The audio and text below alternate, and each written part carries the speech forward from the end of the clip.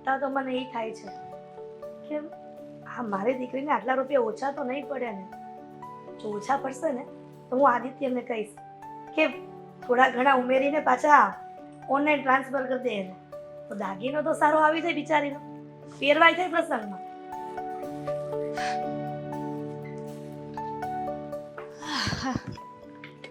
Damini, bag નાનું છે નહીં? મને પણ એવું જ લાગ્યું. મારો ફોન ક્યાં છે? આ કેબ વાળો ફોન કરતો હશે મને ક્યારનો.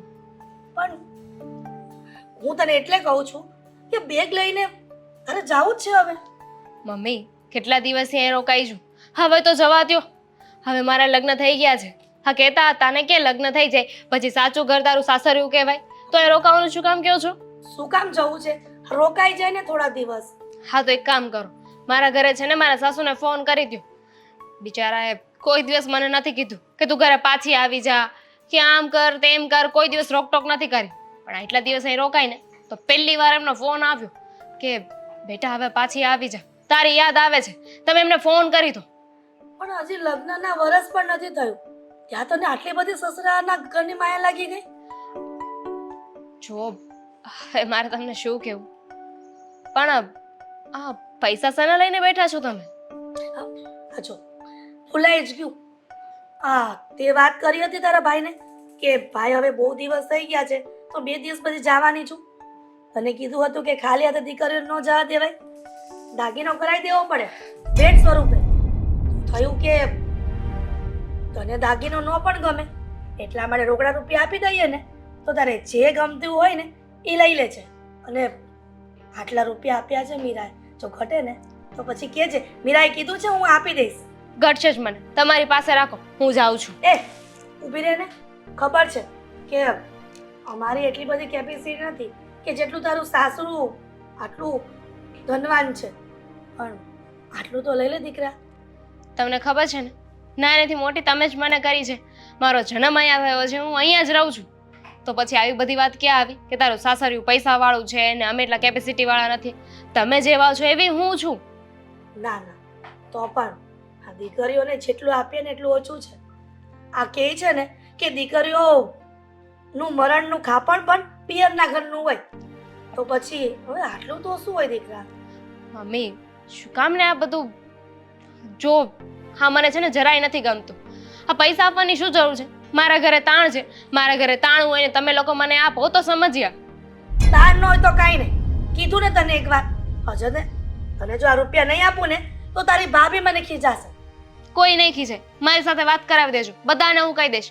અને આ ભાઈ કહેતો હતો કે હું જાઉં ને ત્યારે ઘરે રહેશે, મને મળીને જશે. પણ કોને ખબર ક્યાં વહી ગયો? રીસાઈને ગયો હશે. કીધું તું ને કે રોકાઈ જા. આ તારે જવાનું એટલી બધી ઉતાવળ છે તો રીસાણો હશે. હવે મનાવજે તારા ભાઈને. બહુ સારું. પ્લીઝ.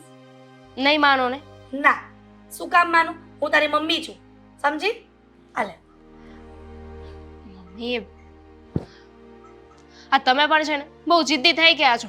આ ભાભીએ માથે ચડાવ્યા છે તમને. હે? હા તો આ ભાભી છે ને તમને બહુ લાડ કરાવે છે. મમ્મી તમે આમ કરો, મમ્મી તમે બેસી જાઓ, હું તમારું ધ્યાન રાખું છું. અને આ પણ છે ને ભાભીએ જ કર્યું હશે.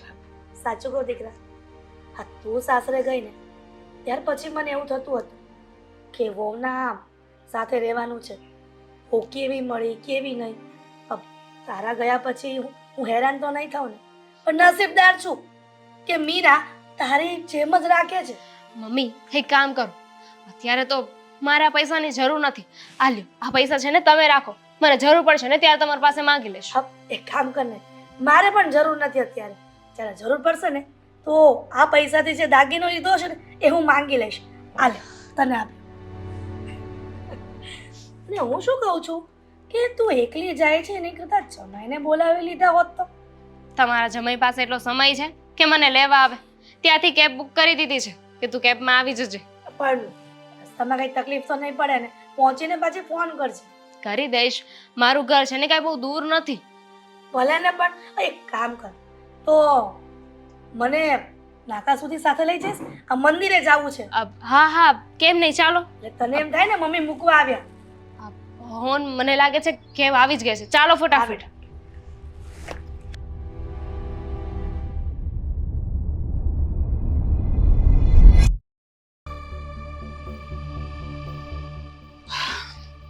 આદિત્યભાઈ,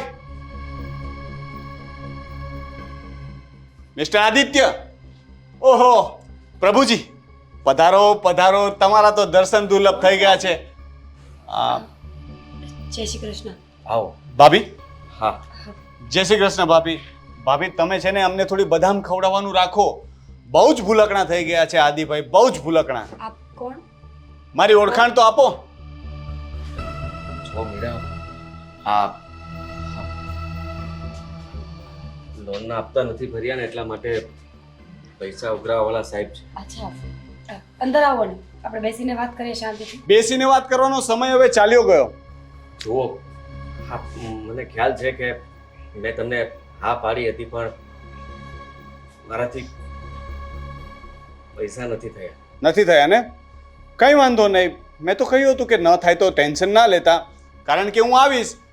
હવે હું બોલાવી લઉં છું, સીલ મારી દઈએ ઘરને. ના, ના, વાત ના, પર. જુઓ સર, તમે પ્લીઝ સમજવાની કોશિશ કરો. પ્લીઝ તમે અન્ડરસ્ટેન્ડ કરો આટલી વાતને કે અમારી પાસે નથી પૈસા, બાકી અમે શું કામ ના આપીએ? અમે થોડા પરિસ્થિતિઓને લઈને ગૂંચવાઈ ગયા છીએ. ફરીથી એ બધી વાર્તાઓ મારી આગળ શરૂ ન કરતા. આદિભાઈએ છે ને મને આ બધી વાર્તાઓ બહુ સંભળાવી છે.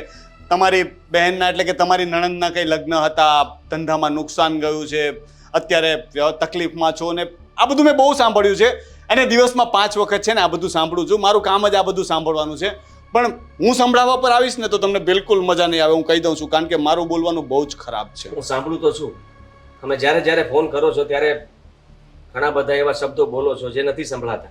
આ તો ભાભી ઊભા છે એટલે મારાથી વધારે બોલી નથી શકાતું. પણ હવે પૈસા ક્યારે આપો છો? મને અત્યારે પૈસા આપો એટલે હું હપ્તાની એન્ટ્રી મારું. સર પ્લીઝ સમજવાની કોશિશ કરો ને. તમે આવી રીતે અપમાન કરો છો મારા પતિનું. અપમાન? અને આ લોકો પણ સાંભળી રહ્યા છે. કોણ સાંભળે છે? આ લોકોએ 2 મહિનાથી હપ્તા નથી ભર્યા ને. જુઓ સાહેબ, શું કામ બધાને સંભળાવો છો? હા, માનું છું કે મારી ભૂલ છે, મારો વાંક છે, એટલા માટે તમે અહીંયા આવીને મને કહી રહ્યા છો, પણ થોડું તો તમે પણ સમજી શકો ને. હવે તમે મને સમજાવવા કરતા ઉલ્લુ બનાવતા હોય ને એવું વધારે લાગી રહ્યું છે. 2 મહિનાથી હું ફોન કરું છું, તમે દર વખતે મને વાયદો આપો છો, સાહેબ સાહેબ કરો છો, અને છેલ્લે પરિણામ શું આવે છે? હપ્તો તો તમે ભરતા નથી. અને આજે મારે અહીંયા ધક્કો થયો. મેં તમને કહ્યું હતું ને કે મારે ધક્કો થશે ને તો મજા નહીં આવે. તમે મારી જગ્યાએ આવીને જુઓ તો ખબર પડે.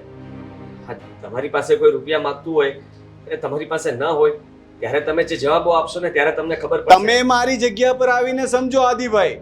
એક વખત પ્રાઇવેટ સેક્ટરમાં જોબ કરી જુઓ. મારી ઉપર કેટલું પ્રેશર છે એ તમને ખબર નથી. આ તમારા 2 હપ્તાને લીધે મારે 200 ગાળ ખાવી પડે છે કે હપ્તો કેમ નથી આવતો, હપ્તો કેમ નથી આવતો. અને મારી પાસે તમારો એક જ કેસ નથી, મારી પાસે 500 કેસ પેન્ડિંગ પડ્યા છે. હવે બધા પાસે ઘરે જઈ જઈને ઉઘરાણી કરવાનો સમય નથી મારી પાસે. સર પ્લીઝ તમે સમજવાની કોશિશ કરો. અમે સમજીએ છીએ કે તમારા પર પ્રેશર હશે, ના નથી પાડતા, પણ અમે સાધારણ માણસ છીએ. અમારી પાસે એટલો પૈસો હોત તો અમે લોન લેત જ શું કામ? અને મેં તમને ના પાડી હતી ને કે ઘરે નહીં આવતા, હું તમને બહાર મળવા આવી જાત ને. પ્લીઝ તમે અત્યારે જાઓ અહીંયાથી. તમે કોઈ ઓપ્શન જ નથી છોડ્યું. મેં તમને કહ્યું ને કે હું આવીશ એટલે આજુબાજુવાળાને પણ ખબર તો પડવી જોઈએ ને કે કેટલા હપ્તા બાકી છે તમારા. એ લોકો પણ જરાક સાંભળે તો ખરા કે આટલું મોટું ઘર લઈને બેઠા છો પણ બેંકના હપ્તા બૂચ મારો છો.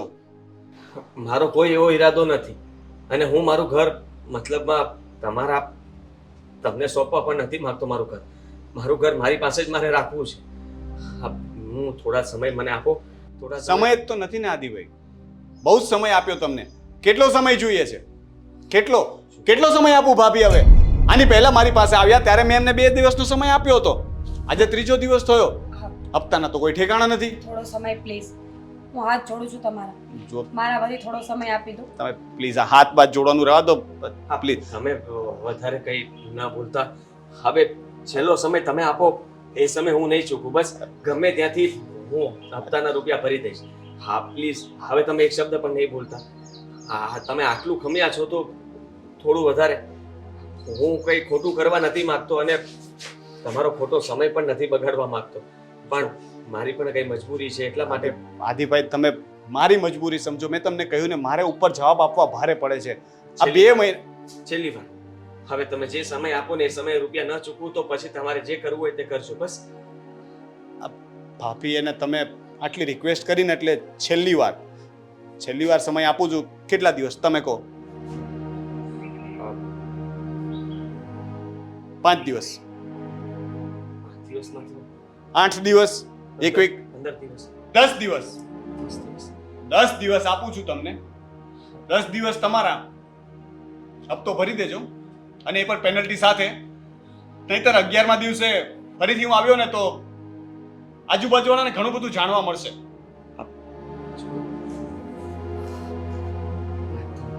10 દિવસ આટલા ઓછા સમયમાં કેવી રીતે હું પૈસા ભરીશ? હા, સમજાતું નથી કે રૂપિયા ક્યાંથી લાવીશ. અને આ લોકોનો સ્વભાવ આદિ, દિવસે ને દિવસે ખબર નહીં કેમ આ છે ને કોઈના વ્યાજબી રૂપિયા લીધા હોય ને એ પણ એકવાર સમજી શકે, પણ આ લોકો કોઈની વાત નથી સમજતા. જો 10 દિવસમાં હું રૂપિયા નહીં ચૂકવું ને તો ખબર નહીં શું થશે. ચિંતા ન કર, થઈ જશે કંઈક.